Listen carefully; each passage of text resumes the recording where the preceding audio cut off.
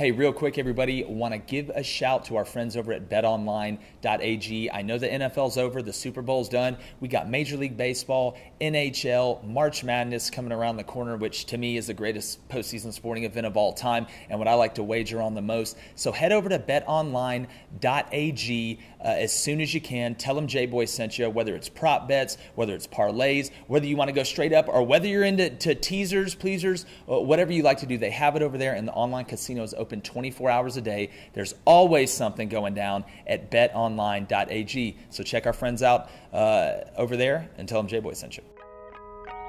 You are listening to the Jboy Show, your number one source for Auburn and the SEC. My goal was to run through his soul and grab his heart when I run through his soul. Kurt, Nate, Coach Staff, those are memories. I think we've established ourselves as, I think, the premier conference in college football. Now, the SEC is better at the top. It's better in the middle. The Southeastern Conference remains the premier conference. Takes the snap. Looking for the receiver. He's got Lutz and Kirkland. Touchdown, Auburn! When you think about it, it's always been the SEC and everybody else trying to catch it. I think this is probably the best league from a competitive venue standpoint.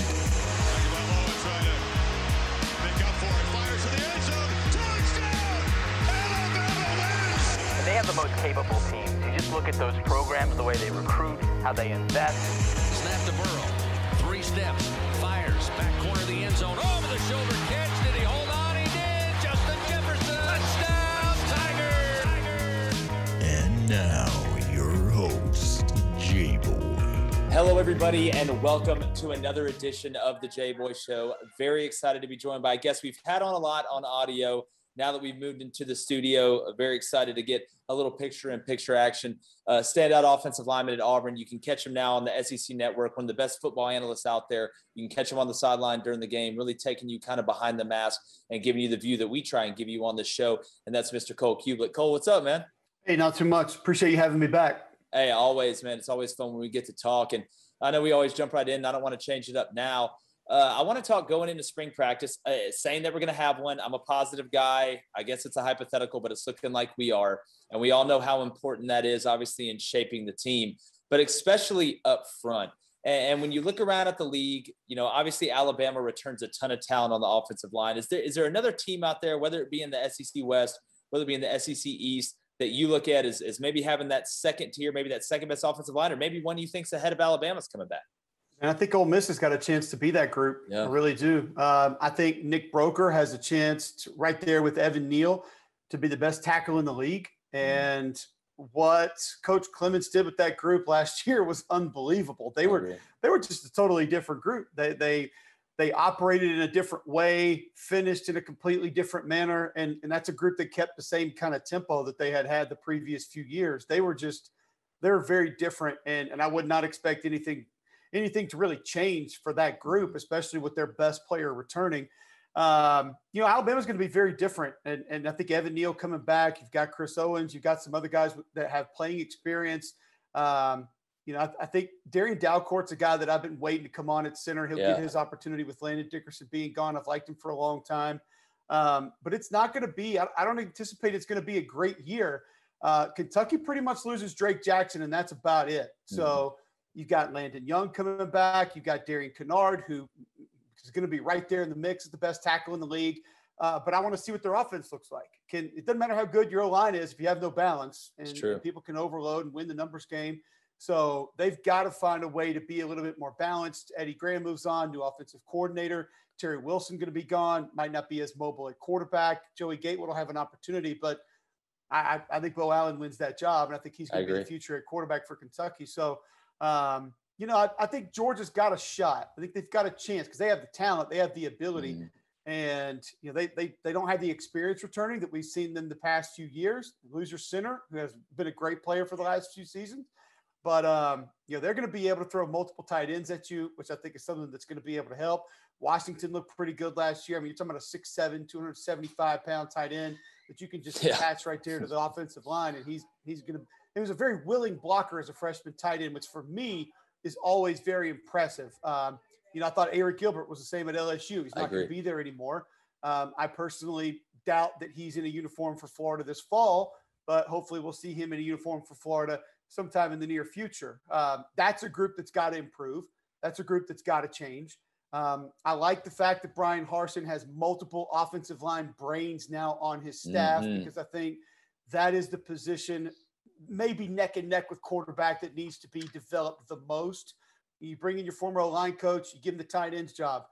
You obviously bring in a guy in Will Friend that's got a ton of O-line experience, and you keep Kendall Simmons on staff, which I think was phenomenal, because Kendall's going to be a great offensive line coach in the very near future. A guy's got multiple Super Bowl rings and one of the best ever play at Auburn. So you got multiple guys who can kind of help with that. The brain trust of offensive line wherewithal is pretty good for Brian Harsin's staff. And then he and Bobo can both help bring on the quarterback, because they've both done that in their past. So I don't know if top to bottom it's going to be a great year. I mean, Tennessee's going to be totally different. I think Missouri's going to be very different. They've had a couple guys go in the portal. They've lost a few guys. The Mississippi State group is one that's going to be interesting to watch, because I think they've got some talent, but they never seemed to really get it last year. And I think Coach Leach is going to have to make some adjustments on how he asked that group to operate. I think Mike Leach was honest with you, and we could give him truth serum and sit him here on the show. He would tell you that he learned that just because you've got Quentin Bohanna, who's 330 pounds, playing a zero nose at Kentucky, guess what? He's still quick enough to beat your center one-on-one. And if you give him a 3-foot split, he's going to be able to find a way to get to your quarterback. So there has to be a little bit of an adjustment there with the way that those guys are operating. And if not, I think they'll run into some of the same problems that they did a season ago. LSU's interesting because, they got a lot of guys back. They got the Harvard transfer back at center. I think Ed Ingram's got a chance to be one of the best guards in the league, but they were so inconsistent last year. And some of that was the offense. Some of that was injuries, suspensions. They just got to find 5 that they can keep on the field for the majority of the time. And then they might have an opportunity to be a group that we're talking about late in the season. Without a doubt. And Cole, obviously you encapsulated that perfectly. I'm very interested to see A&M as well. And Ole Miss, I think in something obviously you can relate to, I thought the chemistry Ole Miss had up front, whether it was on combos, working up the timing, they were very in sync, and they're only going to get better. But you bring up a great point, Cole, because I think some people get lost in translation a little bit. Oh, he's the O-line coach, so he's the only one that coaches the O-line. Well, you look at a team like Auburn that brings in Eric Bedell, who's technically the tight ends coach, and all that's great. But now where it really helps you, in my opinion, not only from a game planning standpoint, because there's way more that goes into all 5 positions up front as opposed to what goes in the tight end. And again, tight ends can go with the receivers and run routes and do stuff like that. The receiver coach has to be multiple that way, especially when you can split a guy out. But when you bring in a guy like Eric Bedell, where it really helps you is in practice, getting those eyes in practice, saying, all right, I trust Eric Bedell, a former NFL offensive lineman, to say, hey, you look at the right side, or you look specifically here. And if I'm Will Friend, now I'm not having to look at the whole scope of the play. I can focus maybe on a position that I think we have to evaluate. Maybe we have a guy that's not ready. Can you just talk about how important that is? Because I always talk about efficiency, and I always say the process is what? It's a race for efficiency. Can you just talk about in practice how much that helps, how much quicker that helps with the evaluation process? Because if you're a new coach coming in this spring, they have to evaluate. I'll just follow up with this. As of right now, I have no doubt that there's going to be a spring practice at every SEC school. And I think that most SEC schools are going to have a spring game. And I think the large majority of those will have some sort of fans in the stands. I don't think it'll be a large capacity, but they'll allow a few people to be able to come in. I'll make it pretty simple. Where I think it helps you the most is it's all about repetitions, and it's all about, like you said, having eyes on your reps. So now you can really split the guys up. You can allow the tackles and tight ends to go one place and work on some things where the center and guards stay another place, and everyone gets more reps, and everyone has more eyes on their reps, and everyone gets more individual coaching, which is something that college football just doesn't have time for. There's not enough time for individual coaching at every position for every player on the day. If we're still dealing with any kind of COVID next football season, we probably will be. You're still going to be cross-training guys. So you're still going to have centers working at guard, guards working at tackle, tackles working at center, because somebody fails the test, they're not going to be able to be with you that weekend. Yeah. And obviously you're going to have guys. I talked to Scott Strickland, the Georgia baseball coach, this week. They're cross-training guys. They got shortstops working at third, second baseman working at first. They got outfielders working all three positions. They got different guys that are going down and catching in the bullpen because they might have to have an emergency catcher. Same thing with basketball. It's just everybody is doing this, so it's not going to be different in football. And what happens there is you lose individual coaching within your reps. Well, now your tight end coach knows how to coach a tackle, and he can go take that group with the tight ends and they can work together. So it's not just maybe being able to find a way to have your tight ends be better blockers when they stay in pass protection or helping in the run game. Now you could send the right side of your offensive line with the tight ends. Exactly. And you can keep the left side and your centers at one spot. And so those extra eyes, that extra brain power to be able to help develop offensive linemen, it was strategic by Brian Harsin. He knows what he's doing. He knows what he's doing with quarterback also. He knows those are two positions that have to get better, not only with the talent that's on board on that depth chart, but also the way they're developed, because it's been absent for a few years. Yeah, without a doubt. And, one offensive line and quarterback, they go hand in hand. You can't have one really without the other unless you just have some absolute freak show at quarterback. But Cole, I do want to ask, looking offensively now, and we'll start with Auburn and these teams. I'll use Georgia for an example. Some of these teams that have the ability to go under center and also in the gun. If you have a quarterback like Bo Nix that has struggled staying in the pocket, maybe not trust the offensive line, he's seeing ghosts, the clock is sped up. One way, in my opinion, to slow down that pass rush is to be able to change the launch point, being able to get in the gun, being able to get under center, maybe slow that defensive end down. And that's when that play action game, especially if you're successful early in the game, we all know how that'll slow the defensive end down. Can you talk about how being able to change that launch point, being multiple, is one way to maybe protect your quarterback a little bit? If you have an offensive line that the personnel is not elite, instead of saying, all right, we're just going to have to go max pro every time, or we're going to have to use the tight end to chip every time, which slows him down in the route. How important is it to you, especially with the defensive linemen? You mentioned Bo Hanna earlier, talking about Mississippi State, that are so athletic, that are so big, that can do so much, whether it's at, the buck, whether it's at strong side end, whether it's nose, whether it's the three. Can you just talk about the importance of being multiple there? Well, I think, let's take a guy like Bo Nix. My biggest concern, and I agree that I go back to Steve Sarkisian at Alabama this past season. Yes. And being multiple and being balanced is going to help you no matter what. And when I talked to Sark about his offense, he said, listen, we are a motion-based offense.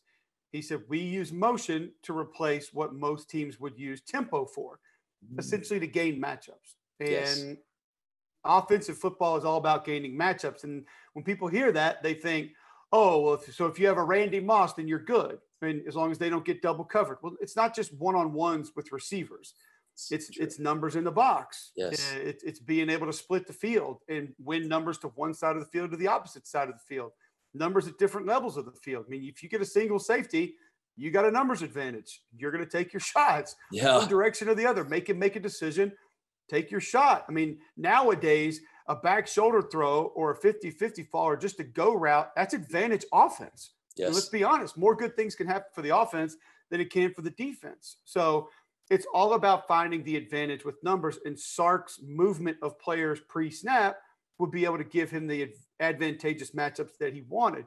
And I'll continue to go back. I don't care how good Devonta Smith was or Najee Harris was or Mac Jones is or that offensive line was that won the Joe Moore Award. I haven't seen many offenses that have the third person touch the football most times that the nearest defender is 8, 10, 12 yards away. Yeah. And that's not always behind the line of scrimmage. That's over the middle of the field. That's over the top. And to be able to continuously do that on a regular basis, that's scheme. That's matchups. That's game planning. That's knowing what you're going to get and then moving guys around to be able to get it. So I think it's a great idea. I think it's possible. My concern with a guy like Bo Nix would be, how much has he really gone under center? And not at Auburn, but in his life. Yeah. And I don't know if you get to a point where you want to try to introduce that now. It might work. It might be great, and it might help him. But that might be something that he really struggles with. Maybe just the weight distribution of being able to get back into his drop. Understanding what the footwork is going to be like. And I could imagine if you had someone – this is just me thinking out loud since you brought this up. If I had a guy that was constantly rushing things and that clock was on fast forward, I would almost imagine that a drop from under center would force him to go even faster. Yeah, in the gun, as you know, you're almost set up right as you receive the football. Mm-hmm. And so you don't need to go that fast. I mean, you should be more patient in the gun because you have time to serve. That's why guys originally went to the shotgun, survey, get ball, ready to throw. I mean, that's the way it works. So I would be concerned that if I had someone who was sort of living in fast forward at quarterback, that putting them under center might actually put an explanation point on that and might actually make that a little bit worse. But, Bobo's done it for a long time. He knows how to do it. He knows how to coach it. He's had guys be successful with it. And I just think people think it's weird, but when you put that quarterback under center, I think it balances everything out. I mean, I get so annoyed, and I'm calling Sanford football this fall. So, I mean, I'm calling Chris Hatcher runs air raid. Yeah. So they're gun all the time, offset back. And I'm sitting there thinking, and he actually has some pretty creative stuff in his run game. But I'm watching it and I'm just thinking, before the snap, my eyes say, okay, you can run this and you can run this. Yes. Why would I not move my defense to that? Or why would I not call my defense from a stunt or blitz or pressure perspective to those two things, and then knowing we'll let everything else just sort of play itself out. So those would be my concerns, but I do think, like you bring up, there are real advantages to it if you can make it happen. Yeah, that's true. And I do think people don't realize, it's not as easy as it looks to get that ball from under center, get into your drop and get your eyes where they're supposed to be. And to me, I think you bring up a great point out of the gun, Cole, because there's so many tendencies about where the back is if you don't have him in pistol when you're in shotgun, whether it's getting out in routes, because you have to. When we talk about leverage, and I think some people think leverage is just, I got to get my helmet underneath the next guys. Well, it means that, but it also means, can you out leverage the defense formationally, like you brought up, trying to get the angles and then being able to have the back leverage where if he has to run something to get to the check down, whether it's the swing or being able to run to the angle, you can't put him on the other side and run an angle route. So I do think there are more tendencies out of the gun, but you do bring up a great point. It's changing his eyes, which to me affects the clock. I think those two things are hand in hand.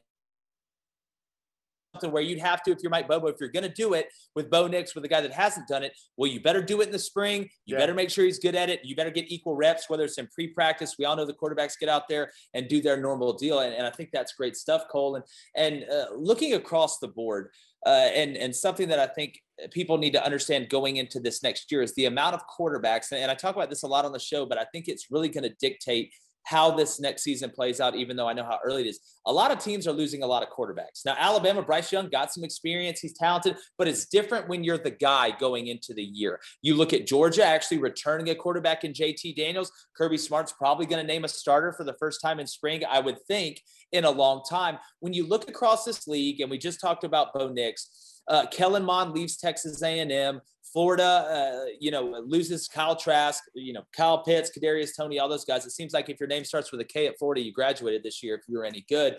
But when you look at the SEC East, Cole, is this going to be the worst year that the SEC East has had in a while from just a depth standpoint? Because I look at Georgia, Tennessee's going to be down. I think Florida is going to have an uphill. Emory Jones is not going to replace Kyle Trask, in my opinion, to put those numbers up. Not saying he's a bad player, but I don't see a team, say, Missouri, maybe if they get hot. Like you mentioned, they lost some guys in the portal in the East. It looks like the floor for Georgia is probably the SEC championship game. And I hate saying that, but I look around that side of the league, Cole, and I don't see a team that really wows me outside of Georgia that I think can really handle it throughout the year.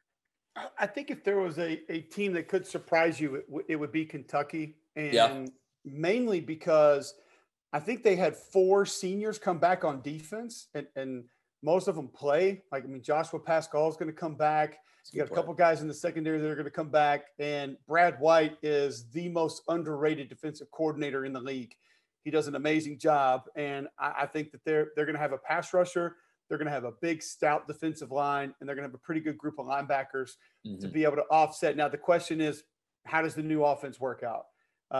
We both agree Bo Allen's going to be the guy. I think with Christopher Rodriguez at tailback, you're set there. Should have an offensive line that should be able to open up holes and get the run game going first. So you still should be balanced. But they had a big receiver transfer in that if he ends up being a dude, I would say watch out for Kentucky, because that's what they've been lacking for years, is just a guy who could help you stretch the field, a guy that could just take the top off.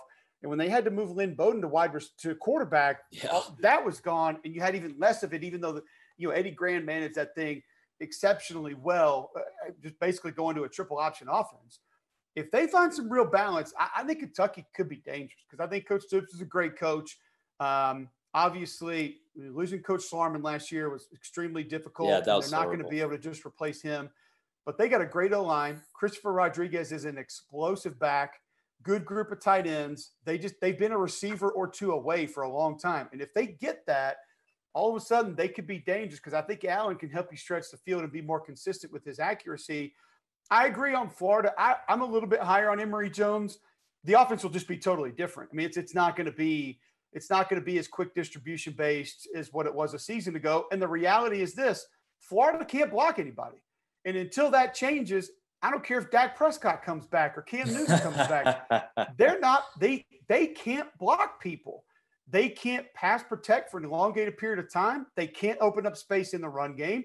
And at some point in time, like we talked about a little bit earlier, defenses are going to adjust and not respect what you can't do well. And no defense is overloading the box against an offensive line that can't push you around. Florida can't do that. Now, they had guys last year that it didn't matter if you put two dudes on them or what coverage you rolled over top of them. And Dan did a great job moving Kadarius Toney around and finding some matchup. I mean, he went at Malachi Moore in the championship game, and it worked. He found a matchup that was beneficial for them, and he kept going to it. It's smart. It's good coaching. But they won't be as dangerous, or they're not going to be able to pose as many threats individually on offense. But I think Emory Jones can add a little more in the run game that could open some of that up. I love what Drink's doing at Missouri. I think Connor Bazelak's going to be a stud. Mm-hmm. I think that's a team to kind of watch, but you lose your best player on defense, and the offensive line will be a little bit different. I think that he's a good enough coach to overcome some of that, especially if you have a quarterback that takes the next step. Tennessee, I don't know what to tell you, man. I really don't. I think Josh can call plays. I think Josh can move the ball. I think he will do that. I don't think Hendon Hooker's the guy. I'm just being honest. I think he's a super athlete. I don't think his intermediate accuracy is consistent enough to be able to run that offense at that pace, at that tempo, at that rate. And then, like I've said this for a couple of years now with Tennessee, I told people going into last year, you had a dude at each level on defense the previous year, not last year, but the previous year. You lost them all. Last year you had To'o. DeAndre Johnson ended up being okay. Who scares you at any level of that defense? There's not a guy.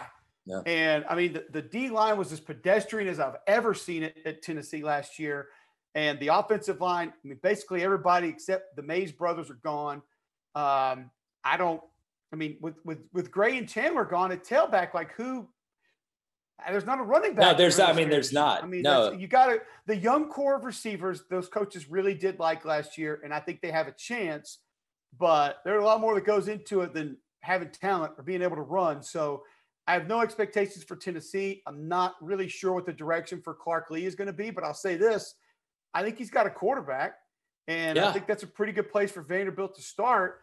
I think when you're talking about a guy like Ken Seals and how he throws the ball, the talent level that he has, it's a good start. And then Keon Burks is a stud at tailback. They just don't have anybody to block for him. They haven't been able to open things up for him. But those two guys, you should be able to build something with. Yeah. I don't know how many stops they're getting on defense. I don't know if they're going to consistently be able to block anybody, but they do have two good little building blocks there, quarterback and tailback at Nashville. Yeah, and I thought Clark Lee's best recruiting job was keeping Ken Seals because other coaches saw that. They see a true freshman, a coaching change at Vanderbilt, kid who had experience, who I think they gave a little bit more to each game and showed you, hey, I can make the throw to the field. I can throw the sail to the field against quarters and be able to do it, which something Vandy really hasn't had a ton. I think it's a great point. And real quick, I do want to give a shout out to our sponsors at eBay. Make sure you go to ebay.com/sneakers. Whether you're looking for old sneakers, new sneakers, they got an authenticity guarantee. You can see it on the tag, the box, the logo, everything. Again, whatever you want, new, old, indifferent, doesn't matter. They got it. Head over to ebay.com/sneakers and tell them Jboy sent you. Send me a pair of J's. Hey, listen, I got you, man. You just tell me the year, Cole. I'll hit him up. Again, that's ebay.com/sneakers where Cole Cubelic goes to get his J's as well. But Cole, I want to ask you something as we're kind of winding down here and shifting gears here with Cole Cubelic, former standout Auburn offensive lineman, one of the best guys in sports media at the SEC Network. Check him out, especially during football season. But I've seen some tweets, man. You're a knowledgeable basketball guy as well. I talked to Doring a lot about hoops. He considers himself pretty knowledgeable. And I'm watching your tweets out there, and I got to ask you, is this not the craziest year of college basketball you've ever seen where Duke's not good? Michigan State's not good. North Carolina's not good. Kentucky, you talk about Mark Stoops, they may win more games than the basketball team this next year. I was looking at. I think you just go Duke, Kansas, Kentucky. That's the end of your conversation. And just, I don't know if we have a time that these three teams have been as bad or as average as they are right now. And Duke's kind of turned it around here in the last week or so. That they've got an outside shot to get to the tournament. But, I think Kentucky's done. Kansas is not miserable, but those three teams out of the top 25, I think for the first time since the 60s. It's unreal. It's just it's wild to watch. And I think the Duke situation is a little bit different than the others. I think, listen, leadership starts from the top down. I think Coach K had an expectation that they probably weren't going to play many games, if any games. And I think the team sort of had a feeling that that's the way it was going to be. That's what they reflect to me.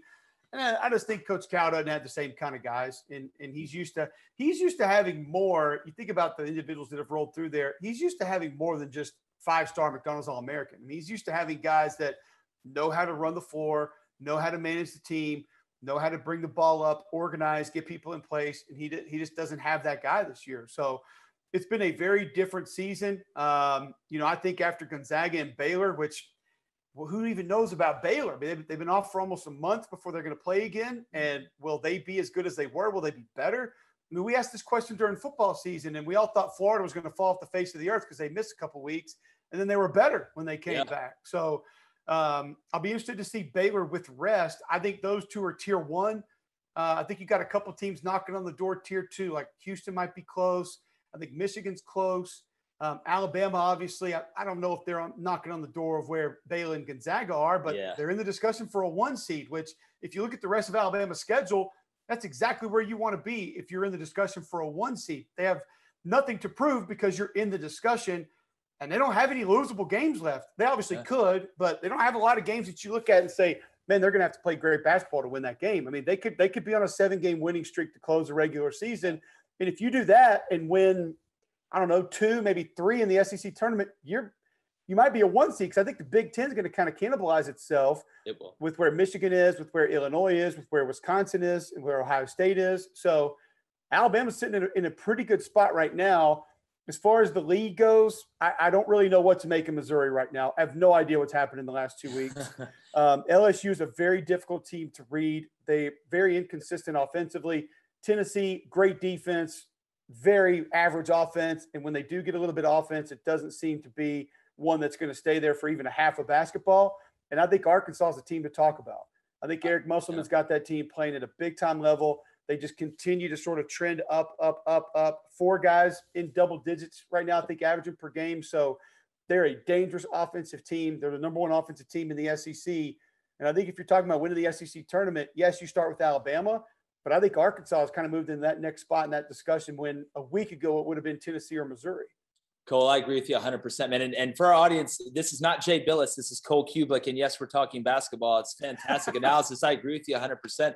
And again, you look at Alabama. I know Missouri's been struggling, but what do those 2 teams have? And Arkansas, a little bit, they have experience. And I believe Eric Musselman's maybe a top 5 tournament coach in the country. When his teams get in the tournament, maybe it's that NBA flavor that he had, getting used to, playing 5-7 game series, having to get ready, whatever, especially with the quick turnaround in the NBA with the way they play games. I think it favors him. But I don't even know if it's a hot take, and you may agree with me, you may not.